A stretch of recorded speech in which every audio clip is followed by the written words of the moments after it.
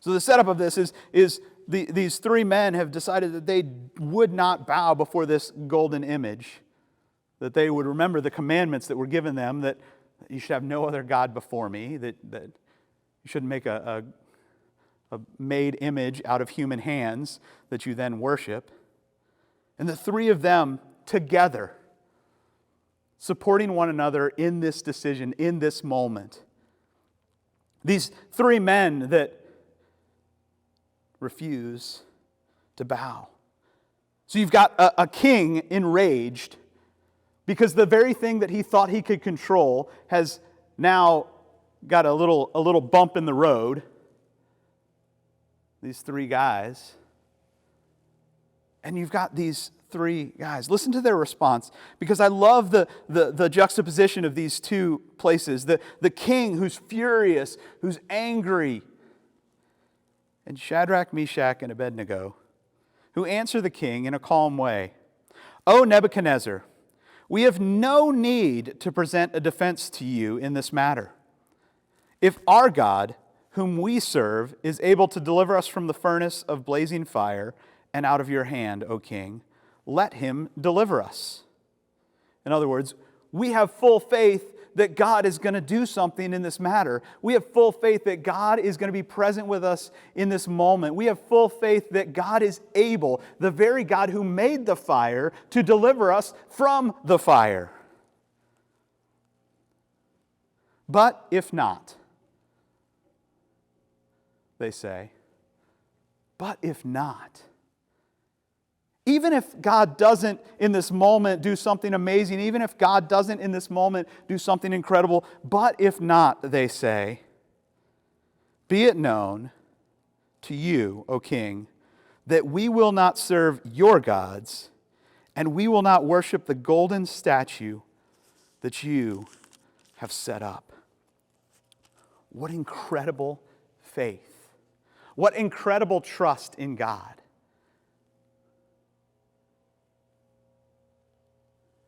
And we look at this and we go, wow, these guys are incredible. They're amazing. They're awesome. But it was the community, it was the three of them together, and really it was the four of them together, because Daniel was a part of this group of four. It was the four of them together who had built a foundation that allowed them to hold one another accountable in the most difficult of moments, that allowed them in moments where they were facing death to say, we have trust in our God.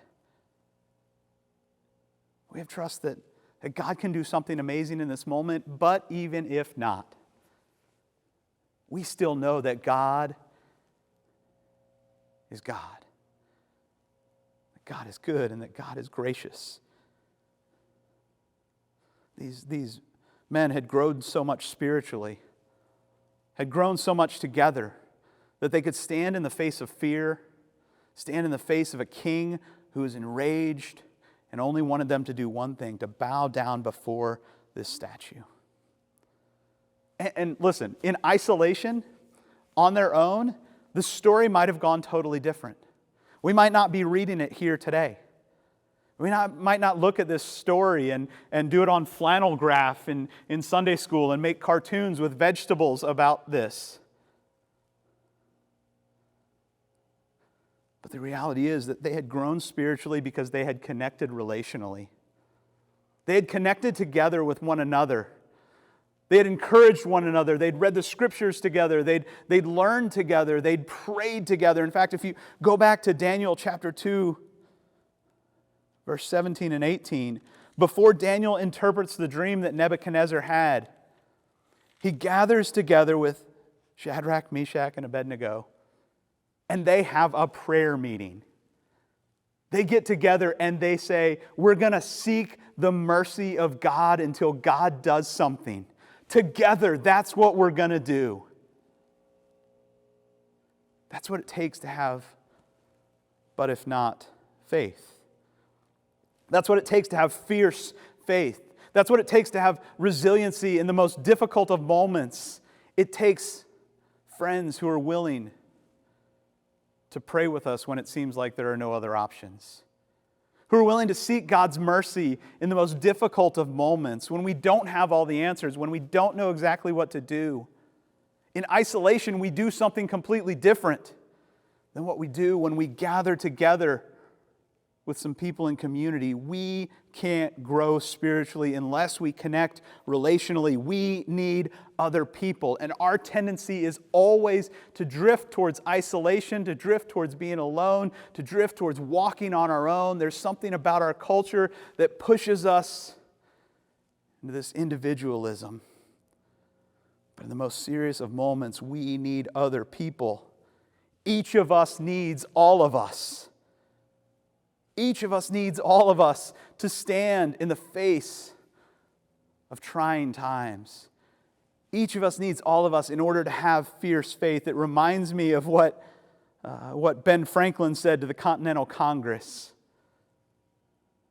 when they had signed that Declaration of Independence. He looked at them all and said, "Listen, we must all hang together, or we will certainly hang separately." We need each other to navigate the most difficult of moments. We need each other to encourage, to equip, to study the Scriptures with, to pray together with, to call one another, to check on one another, to walk in the most difficult moments, to show up with meals, to hold us accountable to the things that we said we're going to do. In the times where we can look back at our growth in faith, most likely we can point to a small group of people that we studied the Scriptures with, that we spent time with, that we connected with, that we shared our story with, that we would look at and say each of us in that moment needed all of us gathered together. I think you know that I did youth ministry for a very long time, and one of our biggest core values when we were doing student ministry, when we were working with high school and middle school students, was that we wanted our young people to connect to God, to one another, and to a caring adult who really loved them. That was something that we were so focused on, and I feel like we did a pretty good job of it. Such a good job, in fact, that we look now and on a yearly basis, these kids who have gone to all sorts of different places, who are all adults now, have their own families, they're doing their own thing, they're making big moves in the world. Every year, I see pictures of groups of young people who walked through that season of life together, gathering together again, coming from all over the world, coming from all over different places to get together and to spend time together. They spend time together, and they often invite their small group leaders to be a part of that. And they continue to encourage one another. They continue to keep each other accountable. They continue to spread the gift that is that sort of loving, meaningful relationship, those friendships that really make a difference. They're now a part of other small groups and invited other people into that sort of relationship. And it kind of, I'll be honest, it hurts my feelings a little bit every once in a while, because I'll get invited to some of these gatherings, and we'll be talking about this and that and the other, and they'll tell stories about what we did and some of the times that we had together, and I'll say, "Oh, do you remember that message that I talked about such and such?" No. I don't remember a message that changed their lives. But what they do remember is those relationships that changed their lives, because each of them needed all of them. They grew spiritually because they connected relationally. These three friends, Shadrach, Meshach, and Abednego, were able to stand up in the most difficult of times and say, "We're in this together. We're going to hold one another accountable." It's the reason that my workout group, F3, that we meet at 5:30 in the morning on Tuesdays and Thursdays, rain, shine, cold, warm, whatever it is, we're there. And we're there because we know that there's going to be another guy there, and that holds us accountable. That relational connection allows us to be more than we think we can be. It allows us to get up and to work out even when we don't want to. Dietrich Bonhoeffer, in his wonderful work, Life Together, says this: He's talking about community and our need for one another. He says, and he needs him again and again. When he becomes uncertain and discouraged, for by himself he cannot help himself without belying the truth. He needs his brother. He needs a man as a bearer and proclaimer of the divine word of salvation. He needs his brother solely because of Jesus Christ. The Christ is in his own heart is weaker than the Christ in the word of his brother. When his own heart is uncertain, his brother's heart is sure.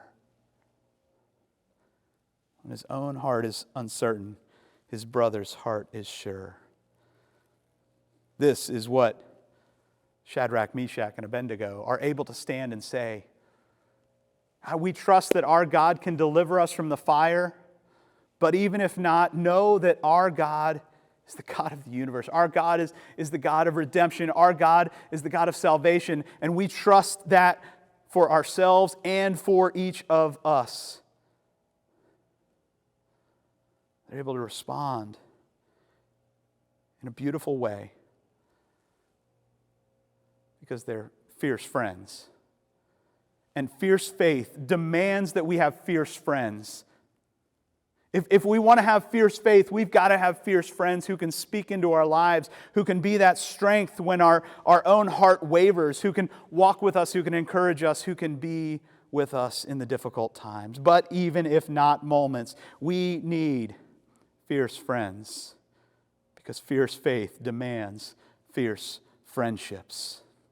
Watch what happens. It's amazing. It's incredible. So they stoke the fire in the furnace. They won't bow down. They get the fire already so hot, 7 times hotter than they've ever had the fire before. They take Shadrach, Meshach, and Abednego, and they go to throw them in the fire. When they open the top of the furnace, it's so hot that it kills the guards that have taken them there. And they throw them in the fire.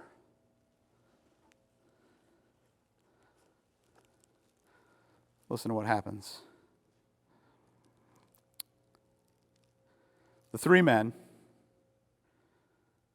Shadrach, Meshach, and Abednego, fell down, bound into the furnace of blazing fire.